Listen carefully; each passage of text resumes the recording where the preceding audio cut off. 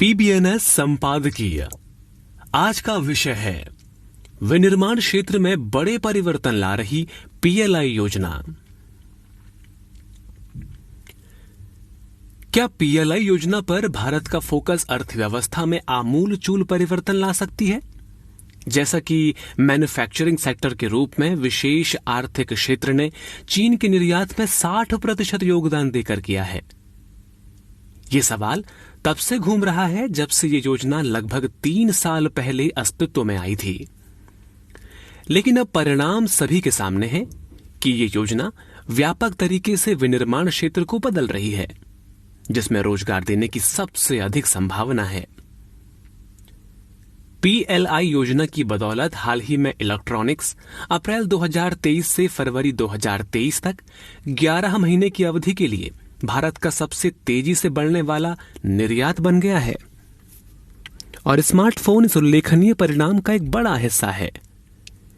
इन उत्साहजनक परिणामों से प्रेरित होकर भारत ने अब 2025-26 तक इलेक्ट्रॉनिक्स के 120 अरब डॉलर की निर्यात और 2026 तक 300 अरब डॉलर के इलेक्ट्रॉनिक उत्पादन का लक्ष्य रखा है, जबकि पहले हम बड़ी संख्या में स्मार्टफोन और अन्य इलेक्ट्रॉनिक्स वस्तुओं का आयात करने के लिए जाने जाते थे, जिससे हमारे व्यापार असंतुलन और चालू खाता घाटा भी बढ़ रहा था।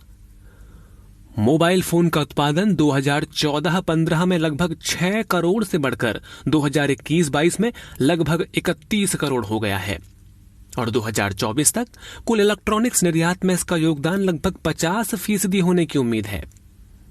2022 में इस क्षेत्र के लिए पीएलआई योजना के पहले ही वर्ष में इलेक्ट्रॉनिक्स और निर्यात में 40.5% की वृद्धि हुई और ये तेज गति देखना उत्साहजनक है।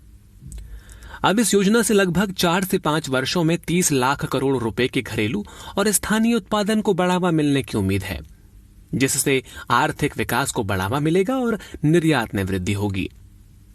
इससे आने वाले कुछ वर्षों में लगभग 60 लाख रोजगार के अवसर यानी विशेष रूप से सूक्ष्म रोजगार सृजित होने की भी उम्मीद है, क्योंकि पीएलआई योजना के तहत कवर किए गए 14 क्षेत्रों में से अधिकांश कपड़ा और खाद्य प्रसंस्करण जैसे श्रम प्रधान क्षेत्र हैं, जो देश को नौकरी की कमी से उबरने में मदद कर सकते हैं। इसके अलावा आपूर्ति श्रृंखला संकट के बीच यह योजना घरेलू विनिर्माण पारिस्थितिकीय तंत्र को मजबूत करने में मदद करती है, ताकि देश को बड़े पैमाने पर आपूर्ति श्रृंखला व्यवधानों के प्रति अधिक लचीला बनाया जा सके, जो कोविड-19 महामारी जैसी घटनाओं और रूस यूक्रेन संघर्ष के बाद उजागर हुआ है।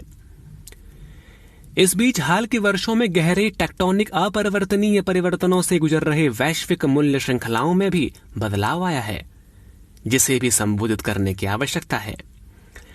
इस योजना ने कोविड के बाद आर्थिक और औद्योगिक रिकवरी में विभिन्न क्षेत्रों को काफी मदद की है। इस योजना के बारे में सकारात्मक उद्योग प्रतिक्रियाएं भी प्रचुर मात्रा में हैं, क्योंकि कपड़ा, मोटर वाहन, व्हाइट गुड्स और अन्य के विकास के अच्छे संकेत देने शुरू कर दिए हैं। उदाहरण के लिए इस योजना से प्रेरित होकर भारत अब 2026 तक अपने ऑटो कंपोनेंट्स के निर्यात को दोगुना करके $30 बिलियन करना चाहता है, जो वर्तमान में केवल $15 बिलियन है, जबकि वर्तमान वैश्विक ऑटो कंपोनेंट्स व्यापार $1.3 ट्रिलियन के आसपास है। निसंदेह पीएलआई योजनाओं ने विनिर्माण क्षेत्र की प्रतिस्पर्धात्मकता को बढ़ाया है और आत्मनिर्भर भारत के सपने को साकार करने के लिए उद्योगों की पूरी क्षमता का लाभ उठाने में मदद कर रहे हैं। इसके अंतर्गत आने वाले उद्योग प्रक्रिया संबंधी बाधाओं को कम करके वैश्विक बाजारों में उत्पादन प्रक्रियाओं और वस्तुओं को प्रतिस्पर्धी बनाने के लिए अपनी लॉजिस्टिक कॉस्ट को भी कम कर रहे हैं। भू आर्थिक दृष्टिकोण से भी इसका उद्देश्य भारत को चीन के लिए एक वैकल्पिक विनिर्माण केंद्र के रूप में स्थापित करना है। इस प्रकार कहा जाए तो पीएलआई योजनाओं के सफल परिणाम उत्पन्न करने के साथ भारत का वैश्विक पटल पर एक विनिर्माण शक्ति के रूप में उभरने का लंबे समय से संजोया सपना सच हो सकता है। इसके लिए भारत को उन उभरती चुनौतियों की भी पहचान करने की आवश्यकता है, जिनका आने वाले समय में सामना करना है, और इस सपने को साकार करने के लिए अपनाई जाने वाली सही रणनीतियों की भी जरूरत है। धन्यवाद।